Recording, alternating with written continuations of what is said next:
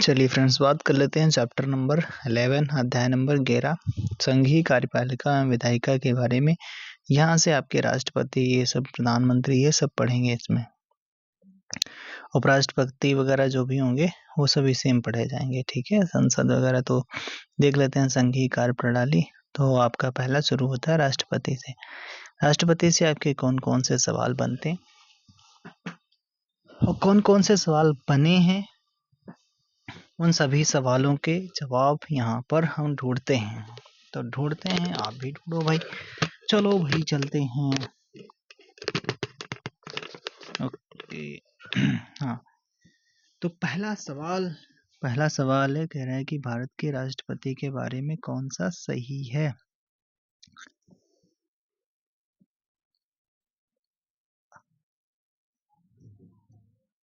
तो पहला कथन है, यह अप्रत्यक्ष रूप से निर्वाचित होता है, एकदम सही है। उसका निर्वाचन सभी निर्वाचित संसद सदस्यों तथा विधानसभाओं से मिलकर बने निर्वाचक मंडल से होता है, एकदम सही है। यह प्रत्यक्ष रूप से निर्वाचित होता है, यही तो पॉइंट गलत हो गया। और जब ये गलत हो गया तो भाई सब चलते हैं किस पे, 3 नंबर वाले में किसमें है, ये गलत हो गया। फिर कह रहा है कि राष्ट्रपति के निर्वाचन में विधान परिषद के सदस्यों के पास मत देने का अधिकार नहीं होता है। इसका मतलब आपका 4 भी सही है। तो 1, 2, 4 वाला उत्तर कौन सा है, आपका दूसरा ऑप्शन सही है। अगले सवाल की ओर चलते हैं।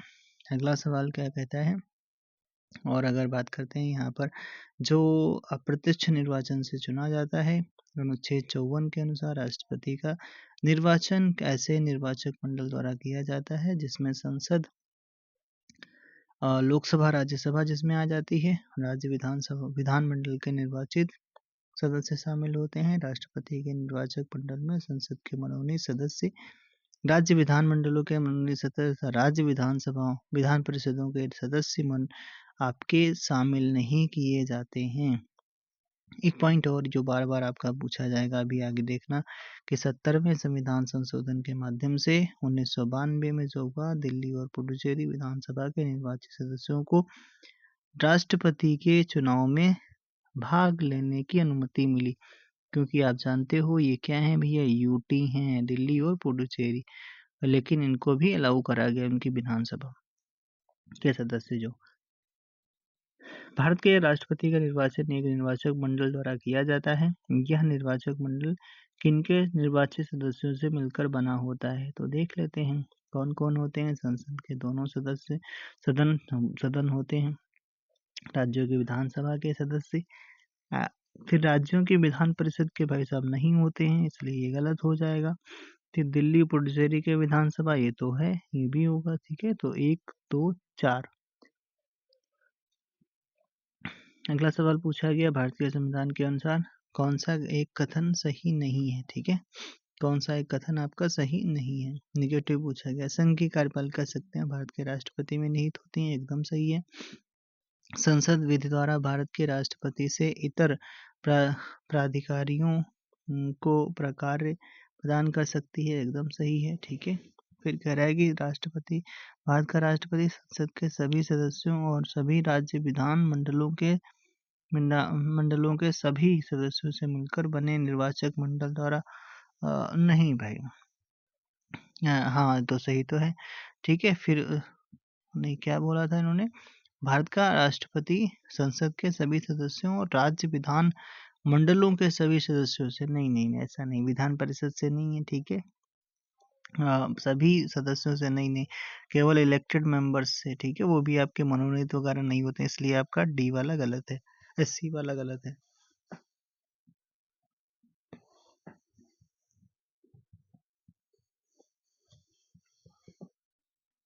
अगला सवाल दोस्तों पूछा गया है, सबसे अगला सवाल क्या पूछा गया है, भारत के राष्ट्रपति का निर्वाचन किनके निर्वाचित सदस्यों से मिलकर बने हुए निर्वाचक गण द्वारा किया जाता है, तो देख लेते हैं भाई। संसद के दोनों सदन होते हैं भाई, ठीक है। राज्य की विधानसभाएं शामिल होती हैं, एकदम सही है, ठीक है। फिर कह रहा है संघ मंत्रिपरिषद, ये कोई बात नहीं होती है, ठीक है, ये इसमें सम्मिलित नहीं होते हैं। भारत के राष्ट्रपति के निर्वाचन के लिए निर्वाचक गण इलेक्टोरल कॉलेज में कौन शामिल नहीं होता है? तो विधान परिषद जो होती है वो सदस्य शामिल नहीं होते, सी वाले नहीं होते हैं, बाकी विधानसभाओं के सभी होते हैं और राज्यसभा के सभी होते हैं। ठीक है, तो आपका कौन सा केवल कह रहा है कि कौन सा आपका सही नहीं है, तो 3 वाला आपका जो है केवल 3 वाला सही नहीं है। ओके।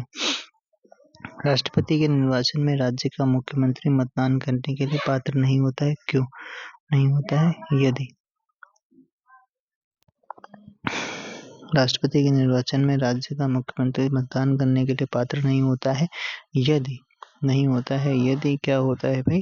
यदि राज्य विधानमंडल में उच्च सदन का सदस्य हो। अच्छा, इसका मतलब क्या है? वो विधान परिषद का सदस्य हो, इसलिए आपका वो वोट नहीं कर सकता है। ये है। बाकी ऑप्शंस क्या है? वह स्वयं प्रत्याशी होता है, उन्हें राज्य विधानमंडल के निचले सदन में अपना बहुमत सिद्ध करना शेष हो, वह कार्यवाहक मुख्यमंत्री हो। ये बात सभी गलत है। ठीक है, चलिए।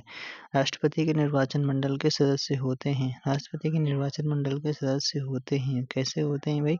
संसद के दोनों सदनों के निर्वाचित सदस्य होते हैं। हाँ, होते हैं। राज्य विधानमंडलों के दोनों सदस्य, ये नहीं, गलत है। सभी विधानसभाओं के निर्वाचित सदस्य हाँ होते हैं। दिल्ली और पुडुचेरी के निर्वाचित सदस्य होते हैं। ठीक है, 1, 3, 4 वाला सही है। ओके।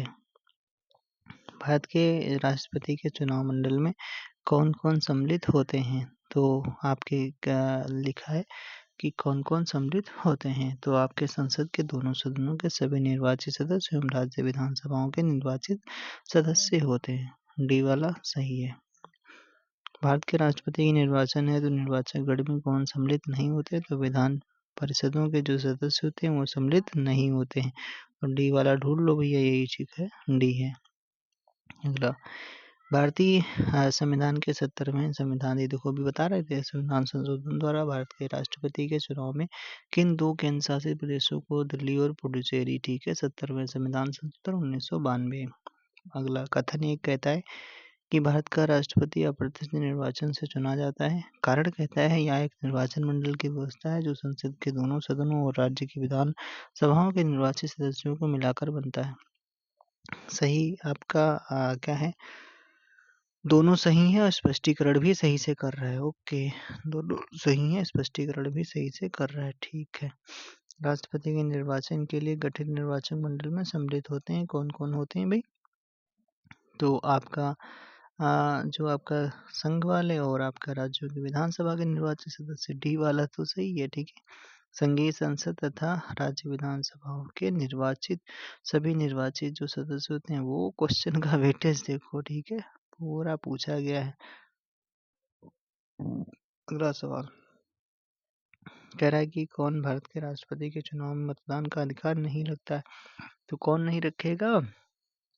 तो राज्यसभा में राष्ट्रपति द्वारा नामित व्यक्ति नहीं रखेगा, वही है। ठीक है, मनोनीत सदस्य नहीं रखेगा। ठीक है। अगला सवाल है, कौन राष्ट्रपति के निर्वाचन हेतु निर्वाचक गण के सदस्य हैं? तो संसद के दोनों सदनों के हाँ हैं, विधान सभाओं के हाँ हैं। ठीक है, संघ राज्यों क्षेत्रों की विधानसभाओं के निर्वाचित सदस्य विधानसभा हाँ हैं भाई।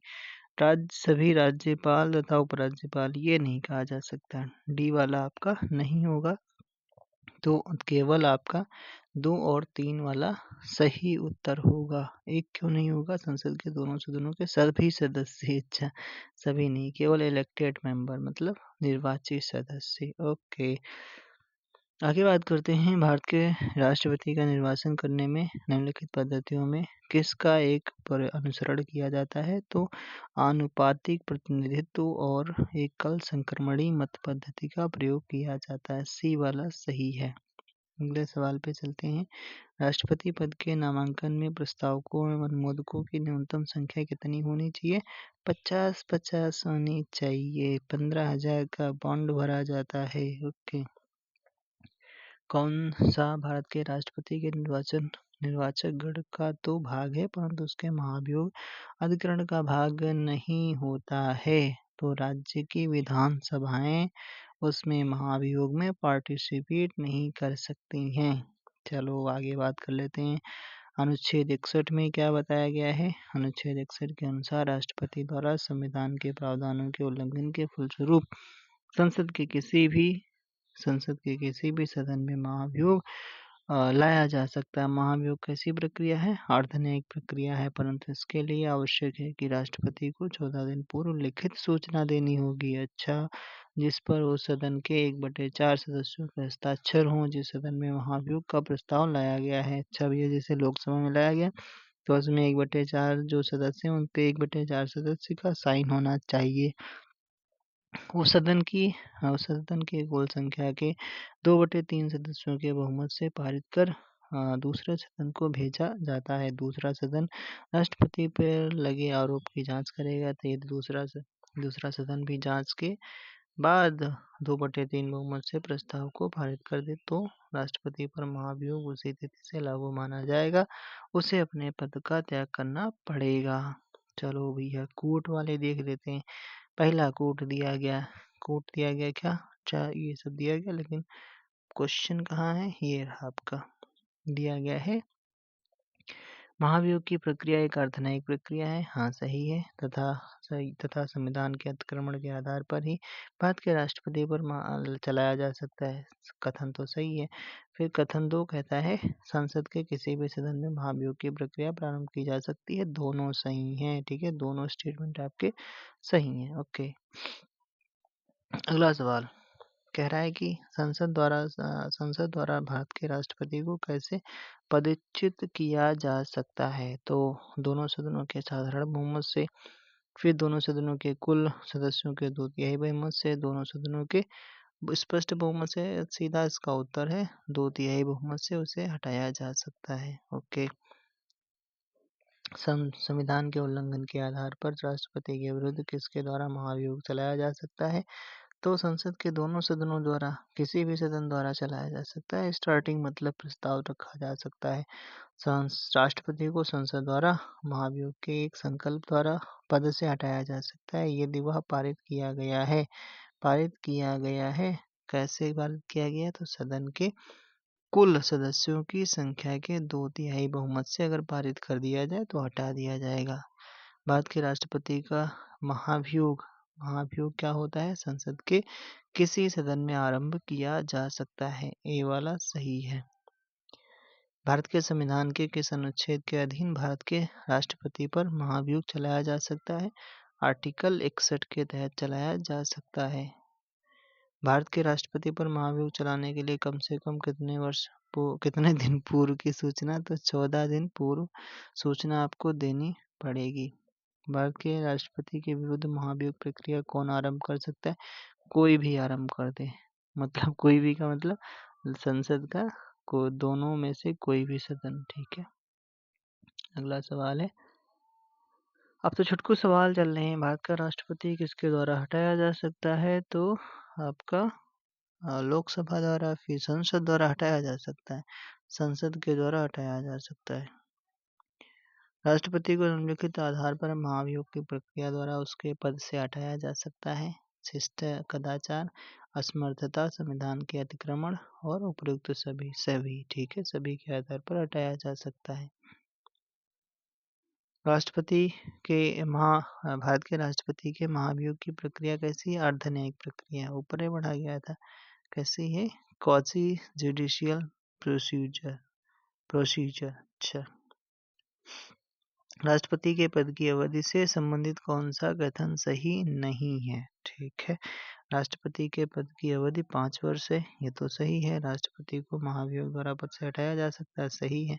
राष्ट्रपति अपने पद की अवधि समाप्त होने के पूर्व लोकसभा अध्यक्ष को लिखित त्याग पत्र दे सकता है। अच्छा, फिर कह रहा राष्ट्रपति अपने पद की अवधि समाप्त हो जाने पर भी तब तक पद धारण करता होगा जब तक वो उसका उत्तराधिकारी पद ग्रहण नहीं कर लेता है। तो आपका सी वाला निगेटिव है, ठीक है, सी वाला निगेटिव है, बाकी आपके सारे पॉजिटिव हैं। कह रहा है कि ऐसा कुछ नहीं होता। यहाँ पे लिखा है राष्ट्रपति अपने पद की अवधि समाप्त होने के पूर्व लोकसभा अध्यक्ष को लिखित त्यागपत्र दे सकता है, ये गलत है, ठीक है। बाकी आपका ये तो सही है कि राष्ट्रपति अपने पद की अवधि समाप्त हो जाने पर भी पद की अवधि माना कि समाप्त हो चुकी है और पर भी तब तक पद धारण करता होगा जब तक उसका उत्तराधिकारी अपना पद ग्रहण नहीं कर लेता है। ओके, अगला है वो लोकसभा अध्यक्ष नहीं उपराष्ट्रपति को देता है। राष्ट्रपति अपना त्यागपत्र संबोधित किया राष्ट्रपति द्वारा अपना त्यागपत्र संबोधित किया जाता है। ये सवाल देखो कितनी बार पूछा गया। ठीक है, किसको देता है? उपराष्ट्रपति को। ओके, ए वाला ऑप्शन सही है, उपराष्ट्रपति को। भारत के संविधान के निर्वाचन के संबंध में कौन सा कथन सही है? भारत के राष्ट्रपति के निर्वाचन के संबंध में कौन सा विचार? अच्छा, प्रत्येक एमएलए के वोट का मूल्य अलग अलग राज्य में अलग अलग होता है। लोकसभा के सदस्यों के वोट का मूल्य राज्यसभा के सदस्यों के वोट के मूल्य से अधिक होता है। तो कह रहा है कि कौन सा इसमें सही है? ए वाला सही है। ठीक है, ए वाला सही है। केवल बस ये कह रहा प्रत्येक एमएलए के वोट का मूल्य अलग अलग राज्य के में अलग अलग होता है। देख लेते हैं थोड़ा सा इसमें से। संविधान में यह प्रावधान है कि राष्ट्रपति के निर्वाचन में विभिन्न राज्यों का प्रतिनिधित्व समान रूप से हो। साथ ही राज्यों तथा संघ के मध्य भी समानता हो। और इसे प्राप्त करने के लिए राज्य विधानसभाओं तथा संसद के प्रत्येक सदस्य के मतों की संख्या निम्न प्रकार निर्धारित होती है। एक विधायक के मत मूल्य बराबर क्या होता है? तो राज्य की कुल जनसंख्या उतने विधान सभा के निर्वाचित सदस्यों की कुल संख्या गुणे 1/1000 होता है। फिर कह रहा है कि एक संसद सदस्य के जो होता है संसद सदस्य के मतों का मूल्य क्या होता है? सभी राज्यों के विधायकों के मतों का मूल्य और फिर आपके संसद के निर्वाचित सदस्यों की कुल संख्या। अच्छा, इससे स्पष्ट होता है कि लोकसभा तथा राज्यसभा दोनों के सदस्यों के मूल्य बराबर होता है। भारत का राष्ट्रपति एकल हस्तांतरित मत के जरिए समानुपातिक प्रतिनिधित्व के द्वारा निर्वाचित होता है। इसका निहितार्थ है कि सांसदों तथा विभिन्न राज्यों के विधायकों के मतों की संख्या भिन्न होती है। ये इसका निहितार्थ है क्या? सांसदों और विभिन्न राज्यों के विधायकों के मतों की संख्या भिन्न होती है। अब देखो यहाँ पर क्या पूछा गया। भारत में राष्ट्रपति चुनाव के निर्वाचक मंडल में ओ भैया बड़ा फार्मूला दे रखा है इसमें इन्होंने। अच्छा, तो केवल फार्मूला ही पूछ लिया। तो ये दूसरा वाला फार्मूला सही है। क्या फार्मूला है? तो कह रहा है कि क्या कह रहा है? एक निर्वाचित संसद सदस्य के मत का मूल्य क्या होता है? तो सभी राज्यों के विधायकों के मतों का कुल मूल्य बटे संसद के निर्वाचित सदस्यों की कुल सदस्य संख्या। यही आपका सही हो जाता है। दूसरा वाला सही हो जाएगा, बाकी आपके सारे गलत हैं। समानुपातिक प्रतिनिधित्व प्रविधि निम्नांकित में से किसको समुचित प्रतिनिधित्व प्रदान करने में सहायक है? तो ये हो जाता है अल्पसंख्यकों को समुचित प्रतिनिधित्व प्रदान करने के लिए पर्याप्त है। सी वाला सही है। अगला सवाल, भारत के राष्ट्रपति के निर्वाचन से संबंधित कथनों में कौन सा कथन सही है? 35 वर्ष की आयु से ऊपर का कोई भी व्यक्ति भारत के राष्ट्रपति के रूप में निर्वाचित के लिए पात्र है। सही बात है। भारत का राष्ट्रपति एक से अधिक अवधि के लिए पुनर्निर्वाचित का पात्र है। सही बात है। जब कोई व्यक्ति यदि लाभ का पद धारण करता है तो वह भारत के राष्ट्रपति के निर्वाचन के लिए पात्र नहीं है। ये भी आपका सही है। तो 1 2 3 तीनों सही हैं।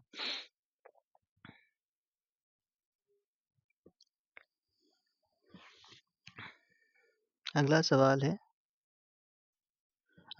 है भारत के राष्ट्रपति के विषय में कौन से विचार कीजिए। चलो करते हैं। उसे भारत का जन्मा नागरिक होना चाहिए। अच्छा, ऐसा कुछ नहीं बोला गया है, ठीक है। 35 वर्ष आयु पूरी कर लेनी चाहिए, ये बात सही है, 35 वर्ष वो पूरी कर ले। फिर कह रहा है कि उसे संसद का सदस्य निर्वाचित होने की योग्यता रखनी चाहिए, तो ये भी आपका गलत हो जाता है। चलिए, राष्ट्रपति के उम्मीदवार के लिए न्यूनतम आवश्यक क्या है जो आवश्यक नहीं है? पढ़ा लिखा हुआ ऐसा कोई आवश्यक नहीं है, यही तो ठीक है। एजुकेटेड मतलब कोई बिल्कुल अनपढ़ गंवार चलेगा, कोई भी चलेगा। चलो भाई आगे देखते हैं। एक सांसद अथवा विधानसभा का सदस्य राष्ट्रपति निर्वाचित हो सकता है, परंतु ऐसा क्या है? सांसद या विधानमंडल का सदस्य हो सकता है, लेकिन क्यों नहीं हो सकता? तो निर्वाचित होने के तुरंत उपरांत अपनी सदस्यता छोड़नी होगी। अच्छा, मतलब है तो वो छोड़ना पड़ेगा। एक पद पहले अगर लिए हो यार तो वो तो छोड़ना पड़ेगा, तब तो काम होगा। तो ये है, छोड़ दो बस, काम हो जाएगा। चुनाव लड़ने से पूर्व पे उसे अपनी सदस्यता से त्यागपत्र देना होगा, ऐसा कुछ नहीं है। आप रहते हुए भी लड़ सकते हो, ठीक है। फिर अपने निर्वाचन से 6 माह के अंदर अपनी सदस्यता छोड़नी होगी, ऐसा भी। हाँ, फिर कह रहा है कि एक सांसद चुनाव लड़ सकता है परंतु विधानसभा का सदस्य नहीं है, तो यार गलत बात है, ठीक है। परंतु केवल ये वाला आपका सही था। उसे क्या है, उसकी तुरंत उपरांत, अच्छा तदुपरांत छोड़ना पड़ेगी सदस्यता भी है, छोड़ देनी पड़ेगी आपको। आगे देखते हैं। कौन सा राष्ट्रपति के चुनाव की प्रकरण के लिए सही नहीं है? अच्छा, सही नहीं है तो निगेटिव पूछा गया। पदस्थ राष्ट्रपति की पदावधि से पूर्व उत्तराधिकारी का चुनाव अवश्य हो जाना चाहिए। अच्छा, राष्ट्रपति अपना पदभार ग्रहण करने की तिथि से 5 वर्ष तक पद पर रहेंगे। हाँ, सही है। फिर कह रहा राष्ट्रपति का उत्तराधिकारी आने तक कार्यकाल की समाप्ति पर भी वह पद पर बना रहेगा। ये भी सही है। निर्वाचक मंडल के अपूर्ण होने के आधार पर राष्ट्रपति का चुनाव स्थगित किया जा सकता है। ये गलत है, ठीक है। यही निगेटिव भी पूछा था। 11वें संविधान संशोधन 1961 के माध्यम से अनुच्छेद 71 में एक नया खंड 4 जोड़ा गया, जिसमें यह प्रावधान किया गया कि राष्ट्रपति और उपराष्ट्रपति के निर्वाचन को निर्वाचन मंडल की रिक्तता के आधार पर चुनौती नहीं दी जा सकती है। राष्ट्रपति का चुनाव निम्नलिखित में से किसके द्वारा संचालित किया जाता है? तो भारत निर्वाचन आयोग द्वारा संचालित किया जाता है। 324 आर्टिकल 324 के खंड 1 के तहत किया जाता है। अगर भारत के राष्ट्रपति के चुनाव में कोई विवाद है तो उस विवाद को सौंपा जा सकता है केवल और केवल सुप्रीम कोर्ट में, भारत के सर्वोच्च न्यायालय में सौंपा जा सकता है। राष्ट्रपति के चुनाव संबंधी विवादों का निर्णय कौन करेगा? सर्वोच्च न्यायालय द्वारा किया जाएगा। भारतीय संविधान का कौन सा अनुच्छेद राष्ट्रपति के पद के लिए पुनः निर्वाचन की योग्यताएं निर्धारित करता है? कौन सा आर्टिकल है? तो 57। पुनः निर्वाचित हो सकता है, 57 आर्टिकल में बोला गया। 52 में क्या बोला गया? पद के बारे में। 54 में राष्ट्रपति के निर्वाचन से संबंधित है। 55 में राष्ट्रपति के निर्वाचन की रीति है। 55 में रीति बताई गई। भारत का राष्ट्रपति परोक्षता निर्वाचित होता है। कथन सही है। भारत में संसदीय प्रणाली को गणतंत्रवाद के साथ जोड़ा गया है, रिपब्लिक के साथ जोड़ा गया है, ठीक है। तो आपका इसलिए आपका क्या हो जाएगा? ए वाला सही है। दोनों सही है और एक दूसरे की व्याख्या भी करते हैं। राष्ट्रपति का रिक्त स्थान भर लिया जाना चाहिए, तो 6 मंथ के माह में भर लिया जाना चाहिए। भारत का राष्ट्रपति 5 वर्ष तक अपने पद पर रहता है। कब से रहता है? तो वो शपथ लेता है तब से अपने पद ग्रहण की तिथि से लेता 5 वर्ष तक रहेगा। सही कालक्रम, चलो सही कालक्रम बताते हैं। तो यहाँ पर देखते हैं। तो पहले आते हैं कौन? राजेंद्र प्रसाद, फिर आते हैं जाकिर हुसैन, फिर आएंगे वीवी गिरी, फिर आएंगे फखरुद्दीन अली। तो पहले कौन होंगे? डॉक्टर राजेंद्र प्रसाद, फिर होंगे जाकिर हुसैन, एक के बाद 3 आएगा, एक के बाद 3, एक ये तो गए, एक के बाद 3, फिर आएंगे आपके वीवी गिरी दूसरे नंबर वाले, तो दूसरे ये हो गए, फिर 4 में फखरुद्दीन। तो ये आपका सीरियल चलेगा। स्वतंत्र भारत के प्रथम राष्ट्रपति कौन थे? राष्ट्रपति थे तो कहाँ से थे? बिहार से थे डॉक्टर राजेंद्र प्रसाद। ओके। प्रथम राष्ट्रपति ने लगातार 2 कार्य अवधि पूर्ण की। किस राष्ट्रपति ने लगातार 2 कार्य अवधि? तो आपके यही थे कौन? डॉक्टर राजेंद्र प्रसाद, जो कहाँ से थे? बिहार से थे। किसने स्वतंत्र उम्मीदवार के रूप में भारत के राष्ट्रपति का पद का चुनाव जीता था? तो कह रहे किसने स्वतंत्र उम्मीदवार के रूप में भारत के राष्ट्रपति का पद जीता था? वो थे आपके पंडित जाकिर हुसैन, नहीं मतलब डॉक्टर जाकिर हुसैन। अगला सवाल है, सर्वसम्मति से निर्वाचित भारत के राष्ट्रपति कौन थे? जिनका नाम था एन संजीव रेड्डी। एन संजीवा रेड्डी। कौन भारत का प्रथम कार्यवाहक राष्ट्रपति बना था? तो कार्यवाहक जो राष्ट्रपति बने थे एम हिदायतुल्लाह। कौन थे भाई? ये थे वीवी गिरी। ठीक है, वीवी गिरी आपके थे कार्यवाहक। कौन हो जाएंगे? वीवी गिरी कार्यवाहक राष्ट्रपति बने, प्रथम कार्यवाहक राष्ट्रपति बने।